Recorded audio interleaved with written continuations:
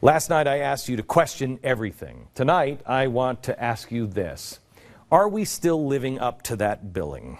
Is there anybody in the world that will now say, thank God the Americans have arrived? In Ferguson, the violence has faded. So have the cameras. But is that the end of the story? Do we even care?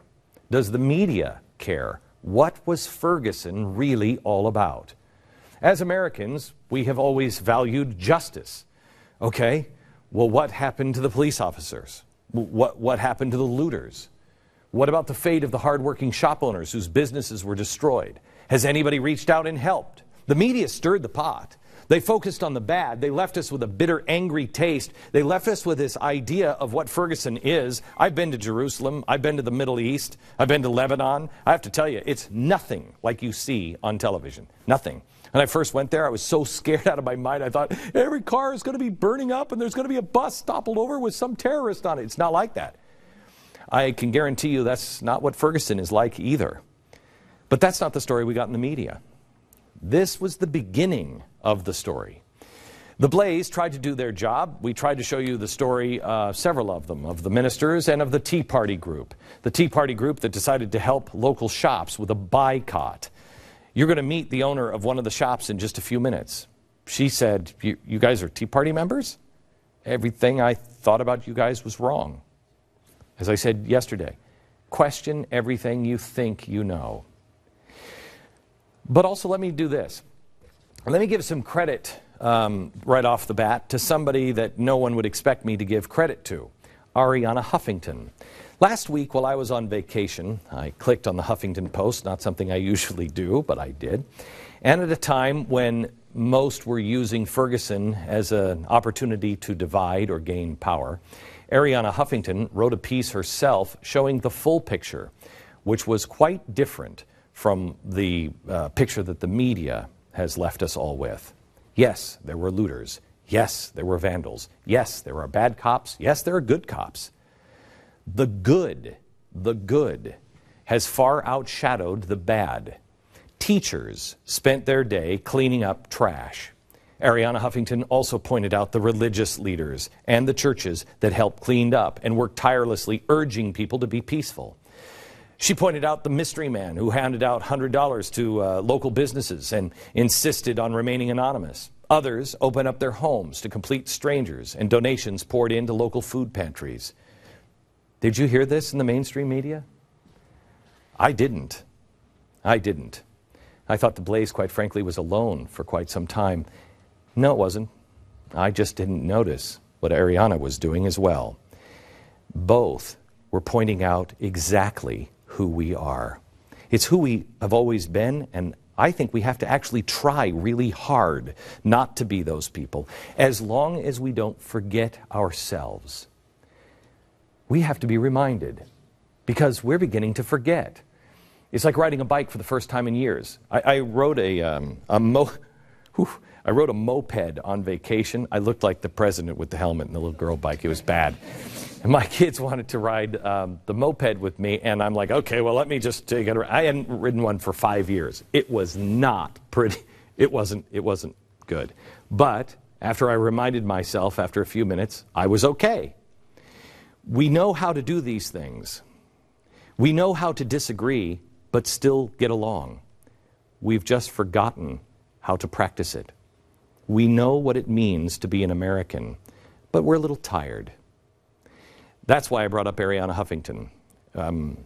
I don't know Ariana. I can pretty much guarantee that we disagree on almost every policy we could imagine.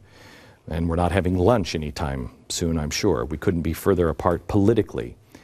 But as I pointed out on last night's program, and this is something that, like it or not, I think we all have to do, I am bound not to win, but I am bound to be true. I'm not bound to succeed, but I am bound to live by the light that I have.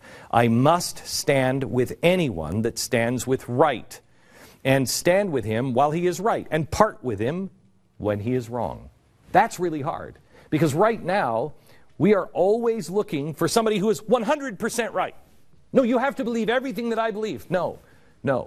When you're right, I will stand with you. When I believe you're wrong, I won't. But when you're right, I'm compelled to stand. I must stand.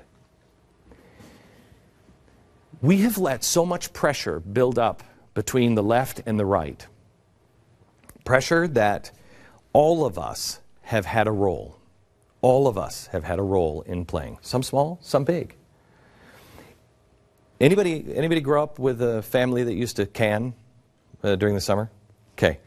So I remember summer because in the middle of the night, and it actually, it's not going to come as a surprise. I get teary-eyed on almost anything, but it almost makes me teary-eyed when I just think of the sound of the canner and the jiggling of the little top on it, because that's the way my house sounded. Whether it was at my grandparents' house or with my mom in the summer, it sounded like that all night because she would be up all night canning all of our food.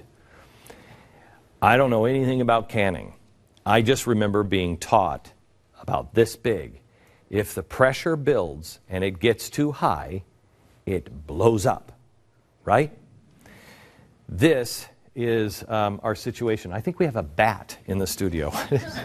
What is that? It's like a Texas moth or bat or a very small Air Force. We have let the pressure in our society build. And that's what you were seeing on the streets in Ferguson. That's what you're seeing happen. And I'm so afraid. I just did an interview with Brian Lilly up in Canada. What's the name of his Sun TV? And this guy, there's an amazing conservative common sense network in Canada. They're trying to do the same thing that we're doing here and try to take, common sense to back in front of people.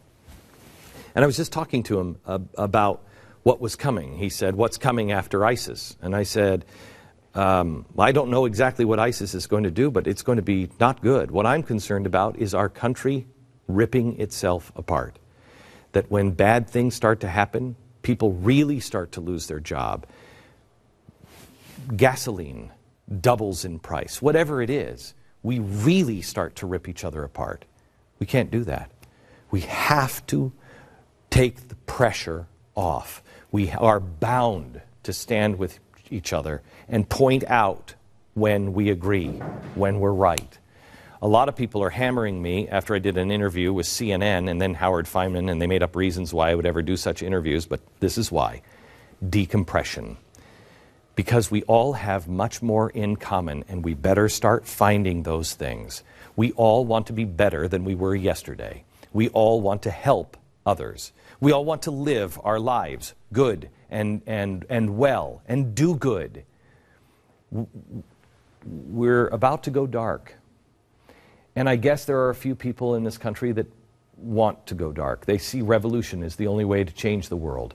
Revolutions always end the same way, with dead bodies, broken glass, and fires. It's not good. We are now in the middle of an epic movie. Do you remember I can never know, how do you refer to the first Star Wars, the fourth episode? The New Hope. The first one, not the first one to our kids, but the first one to people my age. That one. Do you remember when Luke he's going out and he's just found his aunt and uncle dead at the air farm or whatever they were farming, and he finds them dead. And the fires are burning. And he has a decision to make. And he stands up and he just looks out, and it's that yellow sun behind him. And John Williams' music starts to play. And it is that moment, I think, that we're approaching, where he could get angry and he could go for vengeance. He doesn't know how he's going to win. Remember, it's like a million voices all crying out at once. Alderaa's going to be blown up. He has no idea what's coming. He has no chance of winning. But he doesn't stand there and look at the smoke. He turns around with that great score and he looks at the horizon. That's where we are. Do we turn to the smoke and to the anger, or do we look ahead to the horizon? How does the movie of America end? Are we at the end? When we are at our absolute best, the good guys do win. The underdog wins. That's what makes America great.